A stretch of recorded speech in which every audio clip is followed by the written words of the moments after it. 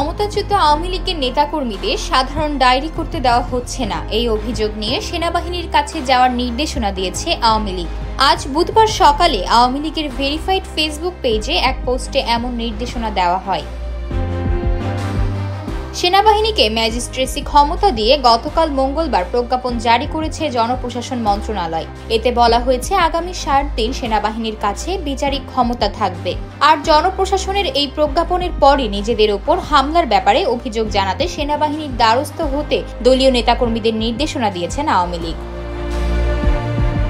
সেনাবাহিনী নেতাকর্মীদের উপর হামলাকারী সব অপরাধী, লুটতরাজ, সন্ত্রাসীদের আইনের আওতায় আনবে বলে প্রত্যাশা করেছে আওয়ামী লীগ। সন্ত্রাসীদের নাম উল্লেখ করে ক্ষতিগ্রস্ত সবাইকে তাদের পরিবারের সদস্যের মাধ্যমে নিকটস্থ সেনা ক্যাম্পে লিখিত অভিযোগ জমা দেওয়ার নির্দেশ দিয়েছে দলটি। বুধবার সকাল 6টার দিকে বাংলাদেশ আওয়ামী লীগ তাদের ভেরিফাইড ফেসবুক পেজ থেকে করা একটি পোস্টে এসব কথা জানান। পোস্টটিতে বলা হয়েছে, আমরা সারা দেশ থেকে খবর পেয়েছি বেশিরভাগ থানাতেই আওয়ামী লীগ নেতাকর্মীদের বাড়িঘরে হামলা ও লুটপাটের বিষয়ে সাধারণ ডায়েরিও করতে দেওয়া হয়নি।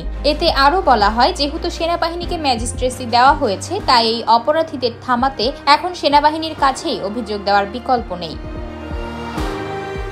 উল্লেখ্য, সরকারি চাকরিতে কোটা সংস্কার আন্দোলন ঘিরে ঢাকাসহ সারা দেশে সংঘর্ষ ছড়িয়ে পড়লে গত 19 জুলাই রাতে সারা দেশে সেনাবাহিনী মোতায়েন ও কারফিউ জারি করেছিল তৎকালীন সরকার।